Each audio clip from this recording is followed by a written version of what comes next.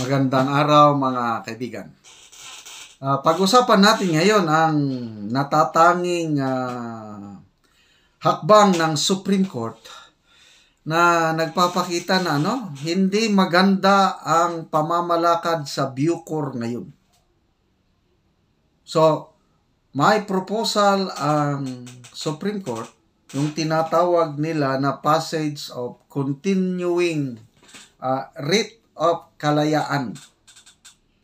Kasi nakikita po ang Supreme Court na kawawa ang ating mga preso. Hindi na-observe ang kanilang human rights. Okay?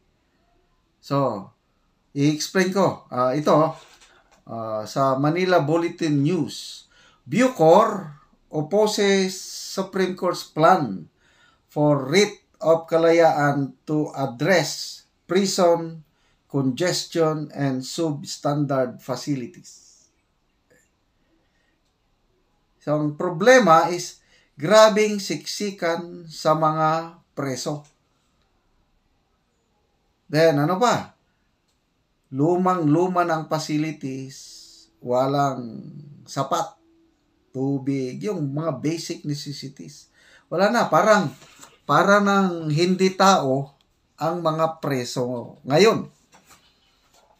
Kahit nagkasala sila, ba't tao pa rin?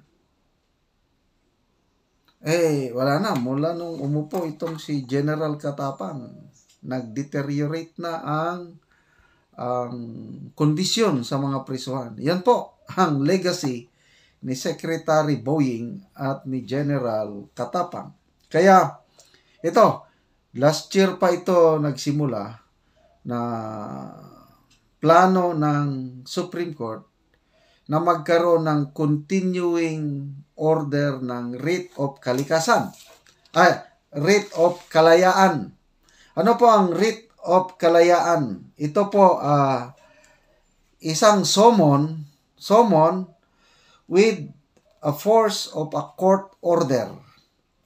Address sa mga custodian, ibig sabihin yung taga BGMP ba o taga Bucor, demanding that a prisoner be taken before the court and that the custodian present proof of authority, allowing the court to determine whether the prisoner ay being treated well or na-observe pa ang kanyang human rights.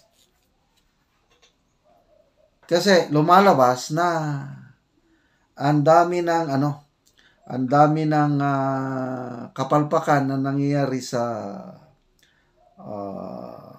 Bucor. Okay. So ito yung mayroon tayo sa Supreme Court Committee on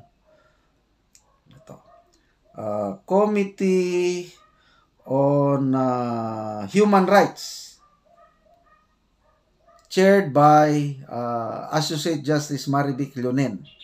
By the way, kababayan ko ito, Leonen. Kababayan ko sa Bangar, La Union. Okay?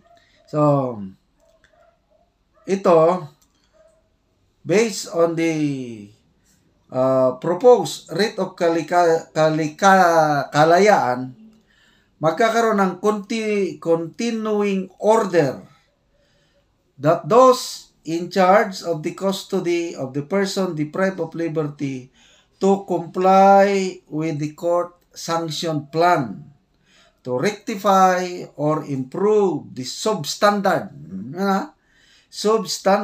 or inadequate condition of prison facilities within a reasonable time.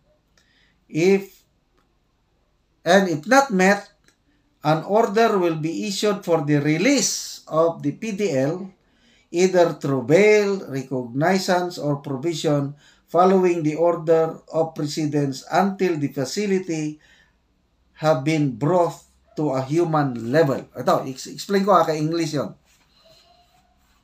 Grabe na ang kondisyon ng mga presuhan. It's not fit for a human anymore. May napapanood ako na sa YouTube ba o Netflix ba yun? yung mga prisuhan sa ibang bansa.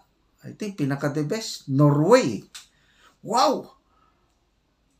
Ang malilinis, kompleto. Tapos, nire-respeto yung mga preso. Kaya mga preso, paglabas sa prisuhan sa Norway, talagang nagkakaroon ng reform person na. Napanood ko 2 weeks ago. The most notorious prison. Basta, mga ganon. May mga palabas yan tungkol sa prison systems all over the world. Ang pinaka-the best is Norway. Meron ding mga malala na mga prisuhan. Although, hindi pa na-feature doon ang Pilipinas. But, alam ko, isa na po ang Pilipinas sa pinakamalalang kondisyon ng prisuhan. So, ang gusto ng korte, na dapat ang gobyerno, itaas naman nila ang standard ng welfare ng mga preso. Kasi tao pa rin sila, di ba? Kaya nga, PDL. Person deprived of liberty. Hindi lang siya makalabas-labas. Kailang tao pa rin. So, napaka-substandard ngayon ang mga prisuhan natin na nakikita ng Supreme Court na kulang ang aksyon ng gobyerno. So, ito, bago talaga i-implement, mabuti ang Supreme Court nakinig. So, ang Bucor, through General Katapang, nag-submit ng petition opposing yung plano. Na, kung naman, we are now addressing it. Mayroong sinasabi niya na 5-year, ano ba yun? 5-year development plan. Meron daw 5-year development and modernization plan 2023 to 2028 para mag-build ng mga prison facilities. Kailan? Wala. 5 years, wala pa. Kaya, ako, natutuwa po ako dito sa move na ito ng Supreme Court. Sana ituloy na nila yung pag nakita ng korte na, hoy, bakit hindi nyo pa So, ang korte, yung writ of kalayaan sa aking is i-direct na nila ang Bucor i-release na yan. Sobra na yan, yung mga matatanda. Kasi ang contention ng Bucor chief na pabayaan na lang daw ang executive yung ganyang trabaho.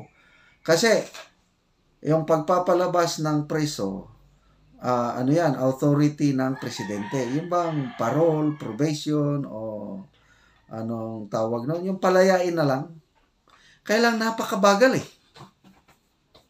Dahil sa napakabagal ang sistema sa executive branch, kaya naiipon, dumadami ang naprepreso na napakababa naman ang conviction rate. Yung mga itinafile na kaso ng PNP, prosecutor, pagdating sa korte, wala, dismiss. So, salamat ako. Natutuwa ako at nakialam na ang Supreme Court. So, dapat hindi nga trabaho ng Supreme Court yan. Kailan? Kikita nila, mayroon silang Committee on Human Rights. So, ulitin ko, last year pa yan na plinano ng Supreme Court at hopefully, before the end of this year, ma-implement na mayroong continuing order writ of kalayaan. So, kondisyon, bilisan niyo. Sabi ng Supreme Court, bilisan nyo ang pag-improve ng mga facilities para maging human standard naman ang ating mga prisuhan. Pag hindi, ito na, court order na yan. Yun na, yung writ of kalayaan. I-present nyo itong mga preso na ito. I-present nila yung tao, yung matagal na. Palayain. Yun. May power po ang Supreme Court na magpalaya. Kaya, ibig sabihin, ang justice system natin it's working well. Kaya nga, sabi ko sa inyo, mataas pa ang respeto ko sa ating judiciary, lalo na ang Supreme Court. Even, itong mga lower courts, okay naman.